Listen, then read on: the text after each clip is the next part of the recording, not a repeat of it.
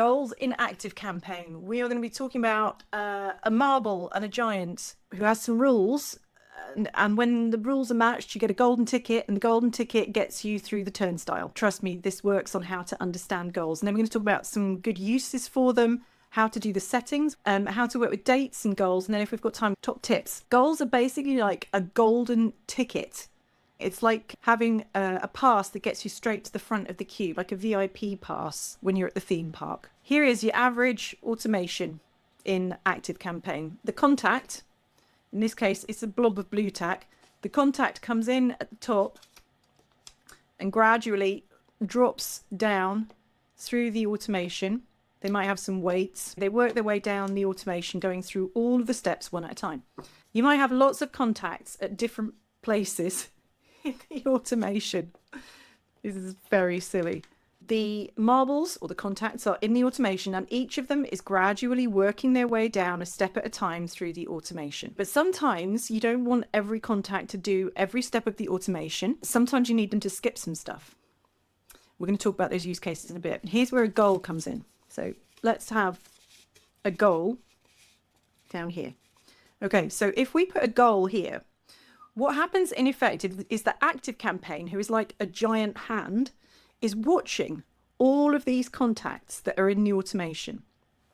And it's watching to see when they meet a particular set of conditions. You're in charge of the conditions, so you set the goal conditions, and that's like rules that you've set up. Oops. If any contact matches up with the goal conditions, they get basically a golden ticket.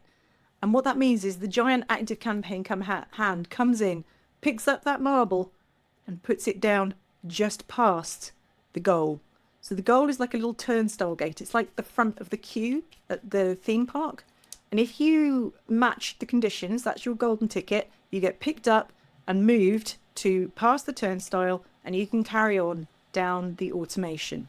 The other thing that happens is some people, some contacts, just trickle through at their own time. If they never get the golden ticket, they just carry on down the automation at their own time and pace, and then eventually they get to here. So this is a marble that doesn't have the golden ticket, never met the goal conditions. There are some options with goals on what happens to these guys. What happens if they get to the goal without having been picked up by the giant hand and moved to there? So they still haven't met the goal conditions. What should I do with them? And there are three options at this point. When contact arrives at the goal, but they don't have the golden ticket, so they don't meet the conditions, there are three options. Option number one is that you can let them carry on anyway. That's just like having a very weak turnstile gate. So yes, the golden ticket would jump you to the front of the queue. But if you get to the front of the queue and you don't have a ticket, hey dudes, we're going to let you through anyway, and you can carry on down to here. Another option is that when a contact gets to the gate under their own steam, so they've reached the goal step but have not met the goal conditions, the other option is to say, actually, I just want you to wait there. You're not coming through until you have got your condition match and your golden ticket. And in the meantime, you can just wait right there and hold in that position until you meet the conditions. Now, that can be super useful, but it can also mean people get stuck at the gate and are just left waiting there indefinitely. If they never meet the conditions, they're going to stay there. And then the other one, let's imagine another guy. This is a different goal, gets down to here. And this time we're running a different sort of turnstile where actually if they get to the front of the gate and they do not have their VIP ticket because they don't meet the goal conditions, actually, off you go. You're out. End the automation.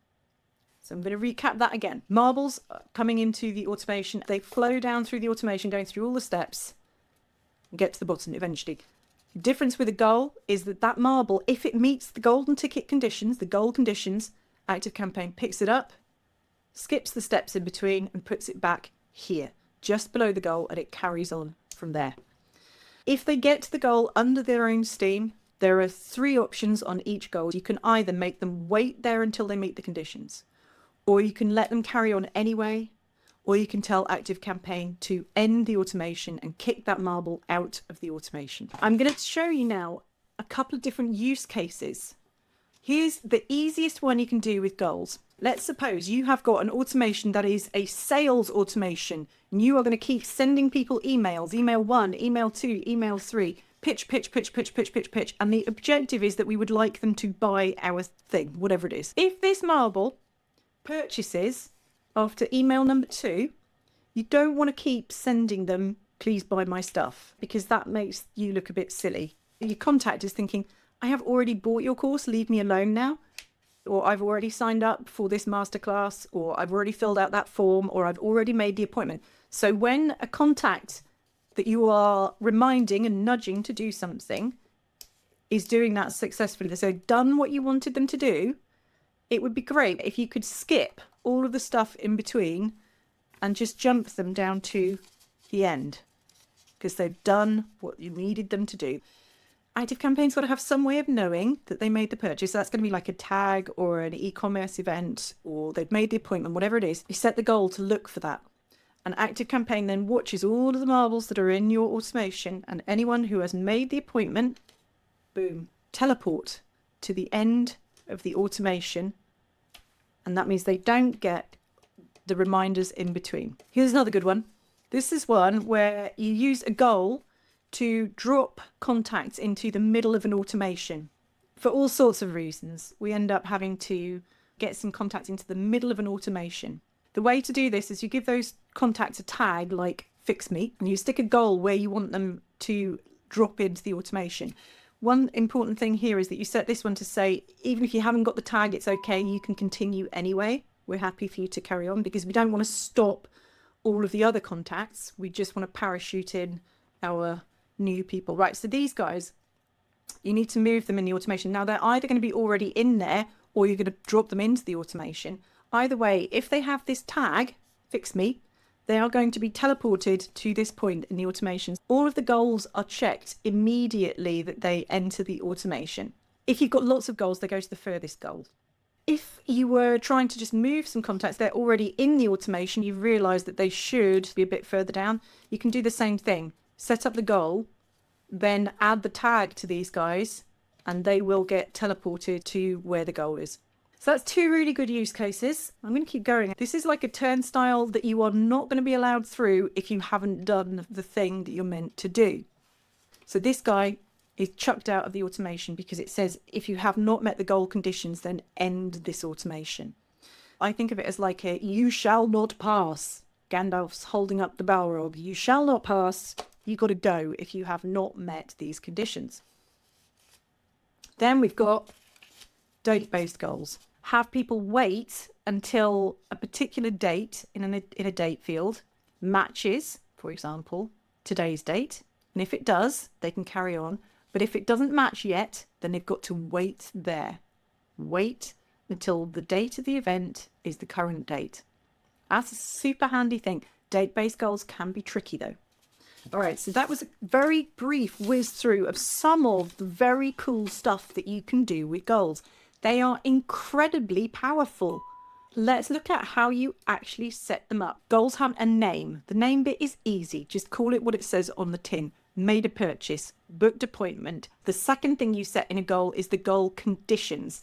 That's where you say very specifically, tag exists, fix it, or tag exists, purchased this thing, or submitted the form to make an appointment. Whatever way you have of telling ActiveCampaign what you're looking for as the golden ticket, that's where you set the conditions.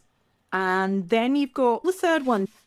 It tells you whether the contacts that are below the goal are allowed to jump back up to it.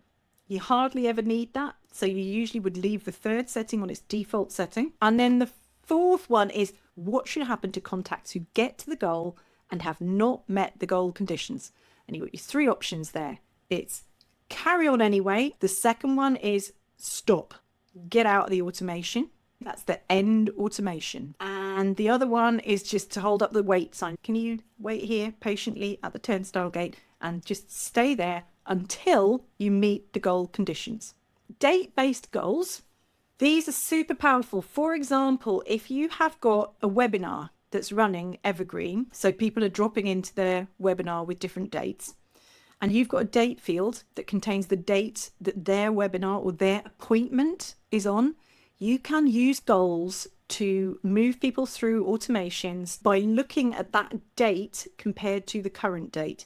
They're super powerful, but my warning here is that they are fiddly and difficult to work with. So don't approach date-based goals as a first step. They can be really challenging, but they're amazing and super powerful once you get to grips with it. So rounding this up then, top tips for goals. Keep it simple when you start using them. The best thing you can do to begin with is run some simple goals that are doing something really straightforward, like if this tag exists, jump them ahead to this point in the automation. But if they don't have the tag, it's fine, let them carry on anyway. It really helps with goals if you go and experiment. So set up a test automation and put your dummy contacts through it a few times and then test your simple goals and then get braver. I'm just going to give you a little bit of context. I didn't start using goals for quite a while because they were so scary looking. So I'm hoping that by talking to you about them in this way, that the giant picks up the marble, teleports them down to the turnstile gate, and the gate knows what to do if someone gets there and they don't have their golden ticket. I'm hoping to unlock some of that for you so that you can feel a bit braver and have a go at them, because when you're using goals, they start to lose that thing where you've got automations that have got 6, 7, 8 if-else conditions. Ooh, did they purchase yet? No. If no, carry on. If yes, stop the automation. If you're using a purchase goal at the bottom of the automation, you don't need to have an if-else step before every email that you send asking them to make that purchase. So it can really massively clean up automations that were otherwise quite difficult to work with, and it can solve so many use cases. So do be brave, do have a go at them, but do keep it simple to start off with and do test them. Okay, I'll see you another time. Bye.